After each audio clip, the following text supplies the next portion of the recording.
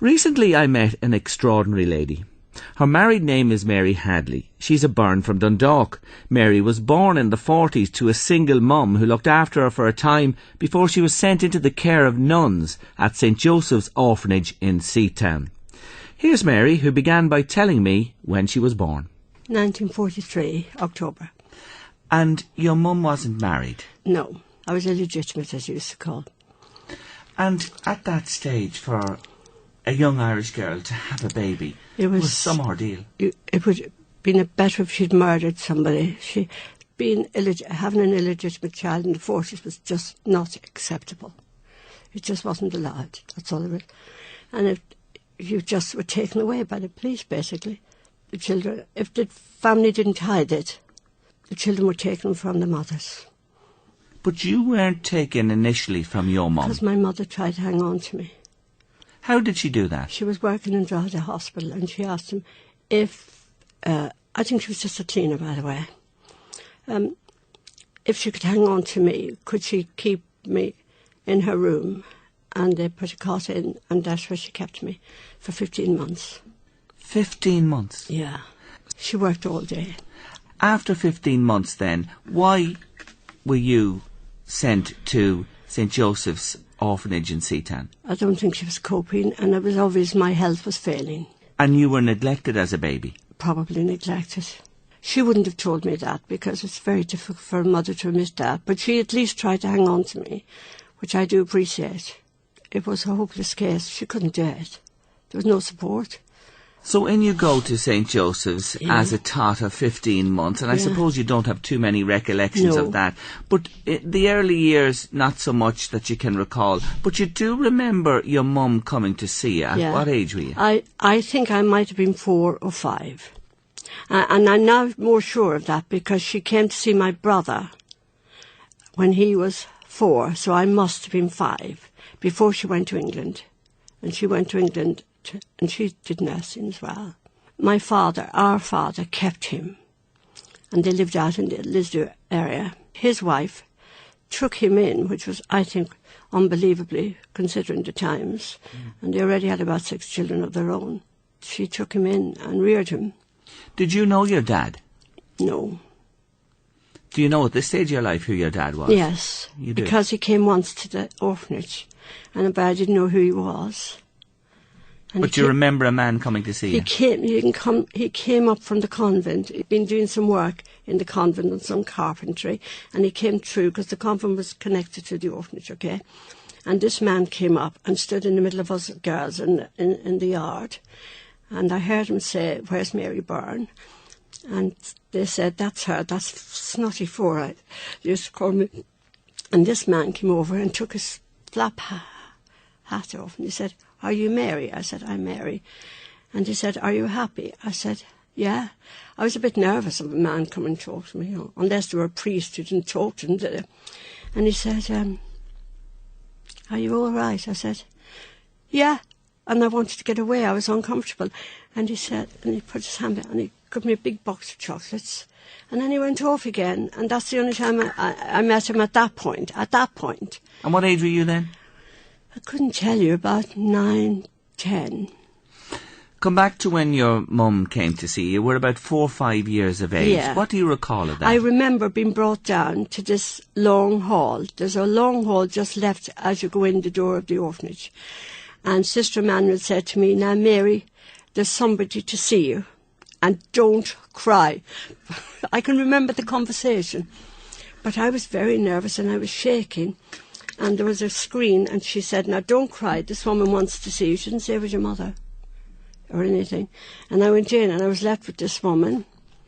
And so Sister Manuel said, "Now, Kathleen," that was my mother's name, "don't you go upsetting her." That's all I heard. And we just sat there.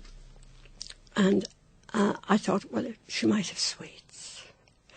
But she didn't. She said to me, "Do you eat any fruit?" I said, "No." She said, "What do you have for breakfast?" I said, "Bread and dripping." She said, "No fruit." I said, "No fruit." Anyway, I started to cry, and Sister Manuel was obviously so hold me away. And that was the last I saw of her until I was nearly 40. Nearly 40 years of age? Yeah. You wouldn't see your mother again? No.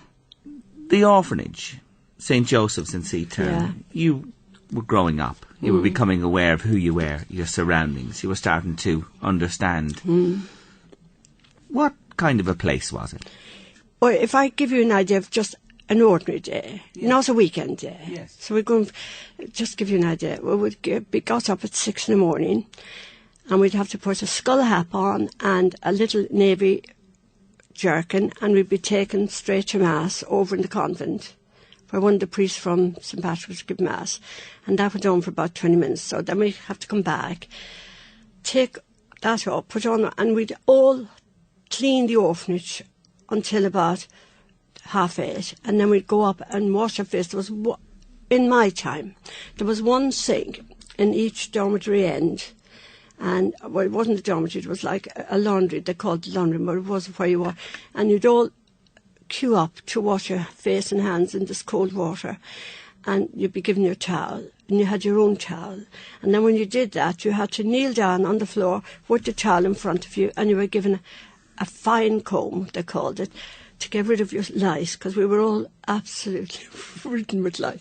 And then you had to fold your towel, shake your towel, and put it away. That was that. Then we went downstairs, we cleaned the orphanage, then we had breakfast, then we got ready for school. And we went down, it used to be the old National School, which was just next door to the yard in our orphanage. And at about 10:30, there would be buns for all the children to buy for a penny, and we girls wouldn't get one, so one or two of them used to steal them, I know that. I didn't, because I was afraid of going to hell. And then we went home for lunch, and we never ever had what we call a proper meal, to be honest.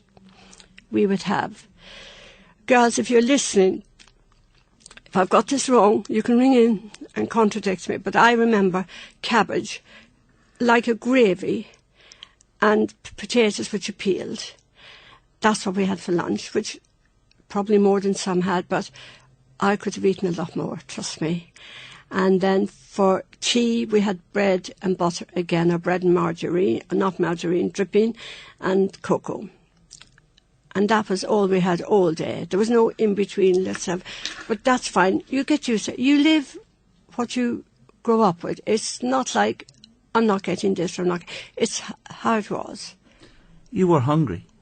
Oh, I was hungry. Always hungry, always cold. Oh, I can remember the cold more than the hunger almost. And yeah, we were always hungry. And I'll tell you a terrible thing, this will shock you.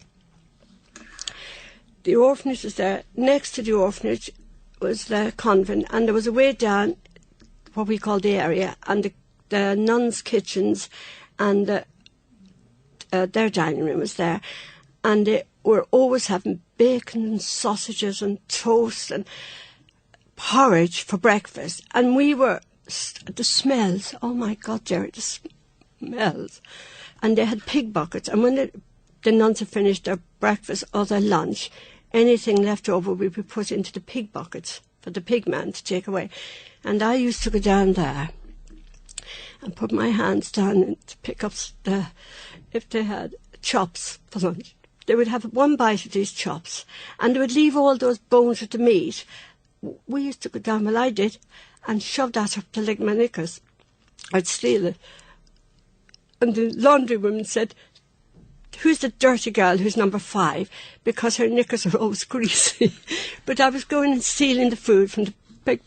I don't know if any of the other girls were doing that, but I was so ashamed of doing it, but I did it. I mean, I had to. You were hungry? Starving. They wouldn't let you talk. There was a lot of no talking, stop talking, don't talk. We had, once we finished all the work, because at the weekends, on the Saturday, we had to not only clean the orphanage, we had to go over and clean all the convent. And it was a big convent, polishing floors, doing the rods and the stairs, cleaning, scrubbing, and we cleaned the orphanage. And then after our own lunch, about 2 o'clock when it was all finished, we were allowed playtime. That was at the weekends? On the Saturday and afternoon Sunday. And the Sunday afternoon. and we were allowed to play out in the yard. And that was the only... And we were only allowed to chat then. We were not allowed to talk in the corridors, on the stairs, in the dormitories, in the dining room. We weren't allowed to talk. And we all of us have got verbal diarrhea. It has got to be said. It has got to be said. Because after all the keeping in for all these years, I don't know. I just didn't realise I had such a natural a talent for the gob, you know. So there you have it. Let's take a short break on Late Lunch. Mary Hadley, Kneeburn from Dundalk, is with me, and she's telling me about her time in St. Joseph's, Seatown. Mary, besides being hungry, cold, the indirect punishment of having to remain silent for so long, was there physical punishment? Oh, a lot of physical punishment. But if you were clever enough, I have to say, the thing is to just keep your head down. There were a lot of girls there, and they would pick on you for things. The nuns, if they were feeling angry or frustrated, they would be picking on you. And were you beaten? Oh yeah, I don't mind that. It is not the beating. You were nothing. Your mother was rubbish. You come to nothing. You're just, basically, we were dirt. We were dirt. And those nuns were better than us. They came mostly from good families, and I don't think they liked the job of looking after us. I don't think they liked it, Gerry. Were there any decent nuns? There were, and there is the great tragedy of this, is that there were nice nuns, but one doesn't always remember those lovely nuns. There was a lovely sister who taught in St. Vincent's, which was that private school. She was so lovely. And there were lovely nuns. But when you're very young, you don't think of that. You're just thinking, who do I avoid today? Who do I not upset today? If they called you for something, you cannot believe the fear. And you're getting your hands ready. It might be for nothing. But the relief, if you weren't going to be whacked or told off, was palatable, you know what I mean? So it was avoidance, keeping your head down in your case. That's how I dealt with it. Some girls stood up to them. Oh, God, especially when they got into their teens. And I don't know why they did that. And then one or two of them would be sent to some sort of borstal somewhere near Newry, somewhere, I don't know. So I used to say, why are they fighting this?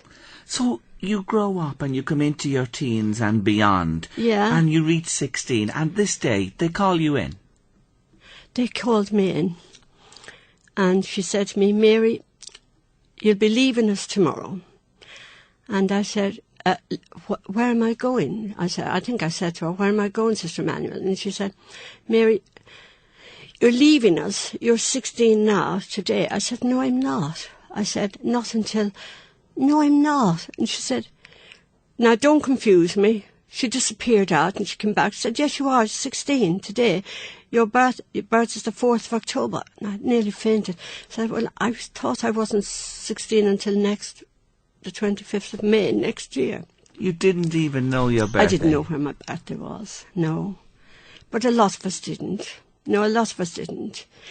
But you know the saying, from the frying pan to the fire, because you were put into service then. The first job was a total nightmare, Gerry. It was a nightmare, and it was in Castleblaney, and I won't give you the name of the people, because they will have grandchildren and children, and you know what I mean? Yes. Respect for other people's feelings. You were starved there? Totally starved. What would happen is I'd be cooking for them, and cleaning for them, and for the 2 children. But if she saw, when you cooked for her and the family, of course you couldn't sit down with this family, and I was living in a sort of a galley kitchen. I wasn't allowed to sit in the sitting room with them, and I wasn't allowed to sit in the dining room, so I'd be living in this galley. And if she saw you, you know, when you cooked for them and you'd go to eat something for yourself, she'd say, you're not eating again, are you? And it got to the point when I was afraid to eat.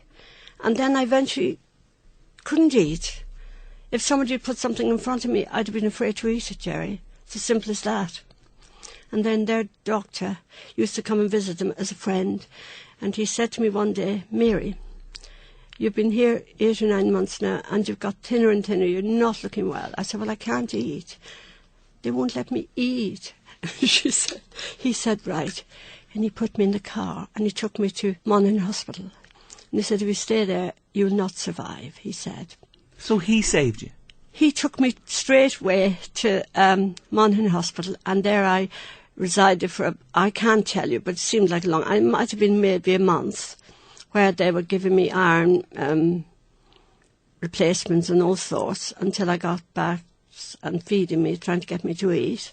When you recovered in the hospital, you went back to that house? The ambulance came to take me back to the house, and there was nobody in the house, and they'd gone on for a weekend because it was bank holiday weekend. It was the Easter bank holiday weekend, and I didn't know where to go. So I said to somebody, I don't know where to go. Thankfully, the ambulance men sort of waited, and I said, well, I don't know where to go now.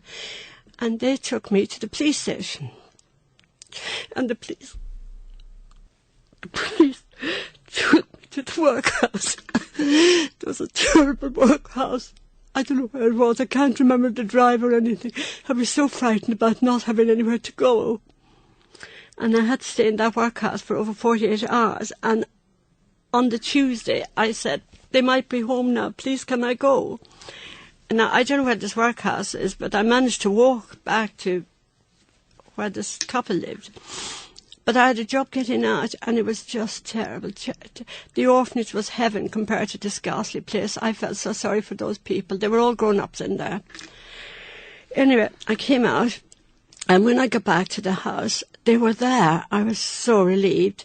So she said, oh, you've recovered then, have you? And she said, but I'd made my mind up to run away. And that's a few weeks later, when I felt strong enough, I asked the bus man how much it was to Dundalk. And when they were out, I packed my case and I cleared off. And you back arrived to the orphanage. Back to the orphanage. And then the orphanage were so shocked by the sight of me, I ended up in the new hospital in Drogheda. And the Lourdes Hospital had just opened at that stage. It had. Oh, it was blooming marvellous. So you had a nice time there? Well, I had a great time there, Gerry.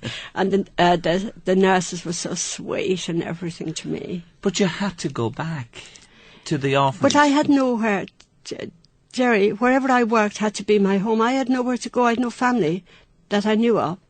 And, it can be a lonely time being a teenager and not have anybody. So when you got out of Drogheda, just to confirm that to me, did you go back to the orphanage in Dundalk? I did. And they replaced you again with a second family? And second family out in Dromiskin. And again, this was hell? It was hell because there were 8 children there. And I was just worn out, working from morning to night. And the husband was a bloody nightmare. I'll say no more. I spent my life just running and avoiding him. We know what you're saying, and I think, as you say, enough said about that. Don't worry, he didn't get to me. Good. I ran away from there as well. So you had to clear off a second time. And just about these jobs, you're in service, you're working night to morning, you're hungry, it's a terrible environment you're in. Did they pay you? Well, they were supposed to be paying me. And I never got a penny from any of these particular 2 people I'd worked for, the one in Castleblayney and the one in Dromiskin. No food? No. Food in the second one. I'm not saying I was starved there, no.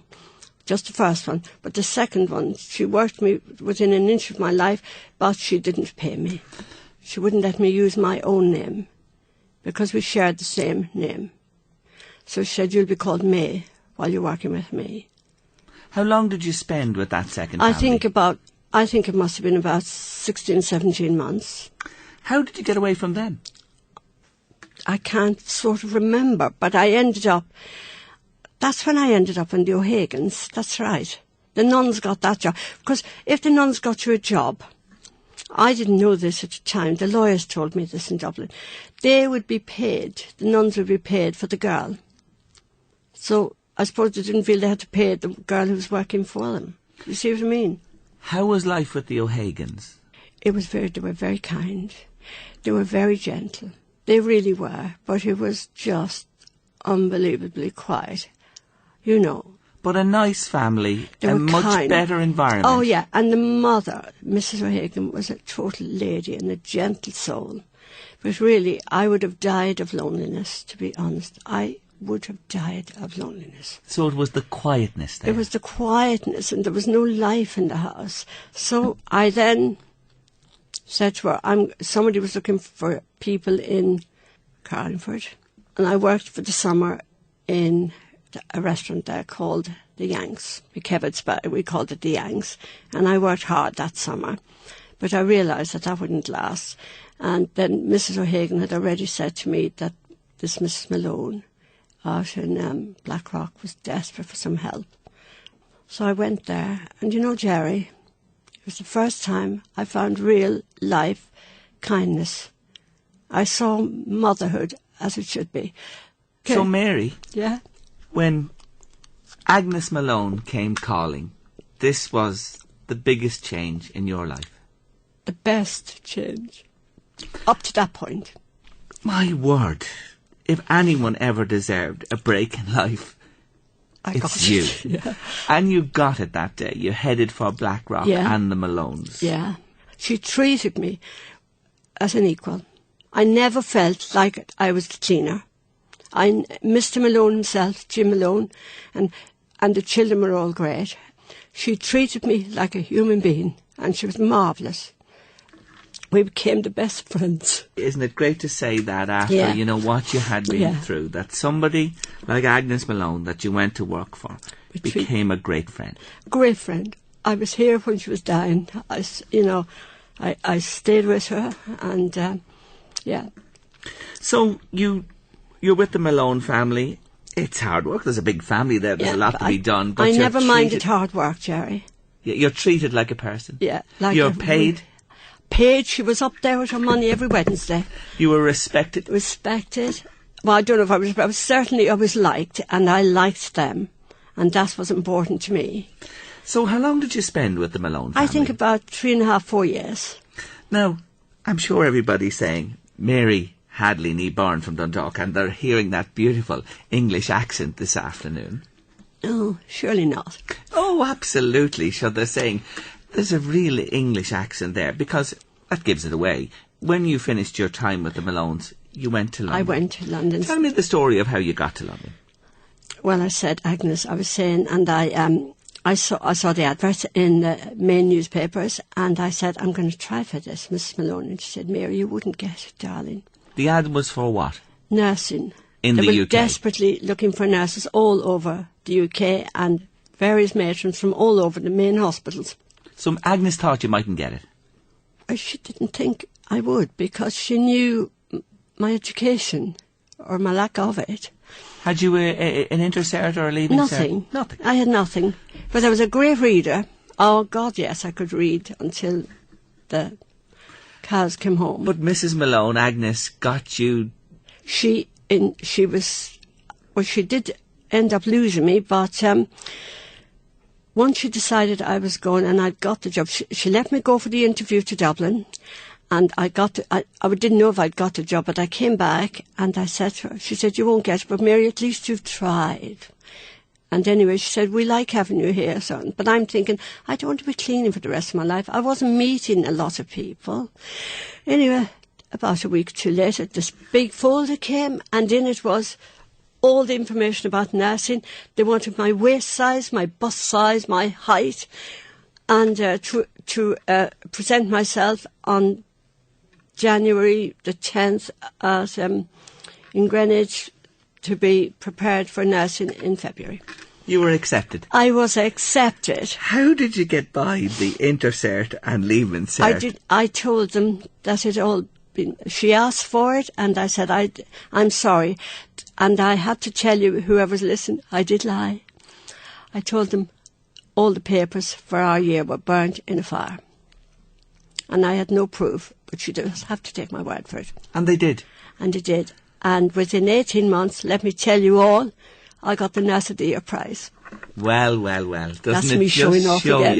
you? But it does show you one thing. That It's possible. It is. And pieces of paper I know are important, but look They at are. what you... And not alone was this lady, Yeah. Nurse of the Year. She went on to win several awards in London and ultimately ended up as... I was an anaesthetic and recovery sister in the theatres. I became trained. I did my theatre and anaesthetic training. Then I became staff nurse in anaesthetics and theatre, and then I then ended up being a sister in charge. Didn't you deserve your break? Didn't Wasn't I there deserve somebody it? at last looking down on you? Somebody was looking down on me.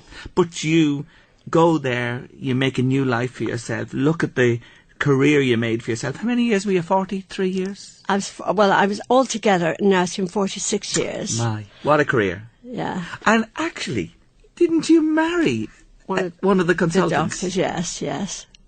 I did. Lovely John Hadley. See those nurses, when they put their eyes on you, especially an Irish nurse, He hadn't there's a no chance escape. in hell, did he? He hadn't a chance. He liked my sense of humour, first and foremost. I used to make him laugh. And you went on to have 2 children, your Two own, a boy children. and a girl, who've achieved massively. Yes, massively. Haven't they They themselves? have. One I'm of them's very involved proud in of them. medical, your daughter. Medicine, yes. She's a chest physician, a consultant senior chest physician. And your son, The son is an advisor, immediate advisor to, at the moment, the Russell Foundation for the top universities in London, and advises and worked with the tops in politics as well. Absolutely. Can I mention Tony Blair? Yeah, all of them. So for you met the man of your dreams. Sadly, he's since passed away. Yeah. You have your 2 children, your Yeah. family, and you have great links back here in Ireland, because that's why you're with us today. I just love being in Dundalk, to be honest. I come and stay in the Ballymac all the time. So you keep up those strong links I with do. Dundalk. Yeah. And the Malone family. Oh, yes. And some of the girls who were... Yeah, well, we've only, in the last few years, all connected again. The girls who were in Yeah. the Sisters of Mercy in Seatown. Around the same time as me. When all this came to the fore in Ireland about the homes and the shocking lives that girls lived there, what impact did that have on you, Mary? Some lawyers from Dublin contacted me because somebody said to me, you want to contact a girl called Mary Byrne because she had a tough time. And somehow they wrote to me, Hanaho I think they were called, and they asked me if I'd be willing to come forward. And so I said, yes. And I said, well, I'd need to get some stuff together. And so I wrote with my children sitting by me, typing. And that was the first time. They knew I'd been in the orphanage, that was not a problem. It was the first time they've heard me talk about it. Because I don't think you should say to your children, Gerry, well, when I was your age, I didn't have that. I was like, you don't do it. It's nothing to do with them. The thing you learn from that sort of treatment is, if you've learned anything at all, is not to treat your own children the same way. Try to be a better parent. Because these nuns were our parents as such. Would you agree? Yes. And I did learn from that. And I do hope I was a good mum. And but writing that story they had with to them listen beside to it you, all. Mary. And my son cried. And that was terrible. But anyway, it's all done. It's all done. And I'm very content with my lot. I am very lucky. I have been extraordinarily lucky because life has happened. I had never had any ambitions, just happened. And I'm quite content, Gerry. Have you no bitterness or anger in your heart towards the people who treated you like dirt? I don't. Because they've had to live with themselves, and maybe they were frustrated people. I don't know, Gerry. I don't know. But no, I don't. A few of the girls find that really irritating in me, but I can't be anything other than I am. I don't. It's probably why I've survived, really. I don't do anger. Anyway, so there you are, and I'm very content with my lot, Gerry, so don't worry. Your brother, you have a brother. I have a brother. And it's a remarkable story as well. You knew you had a brother. He was brought to see me, Gerry, when he was about 7 or 8, when he made his first communion. And then one of his sisters, my half-sisters I now know, took me out for the day, half day, and I met him then again. And then I didn't meet him again until last year, June. After how many years? 60. Isn't that incredible? Isn't it incredible? And how did you get on? We never shut up. It's marvellous, Gerry. He has his life. Sorry, I tell him mine, and we just get on great. He goes away. He's away for 3 months to get some sun, and he rings me every week from there. He's in the Canaries having his sunny. He goes 3 or 4 times a year, and he rings me all the time, and we talk to each other every single week. He's been up to my place to meet my family, and I've been up to meet him and his 3 boys and all their families. So it's been great. You see what I mean? Life is good, Gerry. You know, just enjoy it. Mary Bourne, let me call you before we finish, because that's the name you're known as. Yeah. It's been an incredible last while for me. It's one of the most amazing chats I've ever had with anybody. Well, you've ruined my mascara for a start. Well, leave it at that. I think we'll leave it at that for today. I want to thank you for joining me on Late Lunch to tell your story. And I just have so much admiration for you with the way you finished off there by telling us that you do not hold within your heart any malice towards anybody. I don't know how you don't. I wish you all the very best, Mary, for the future. Thank you very much indeed.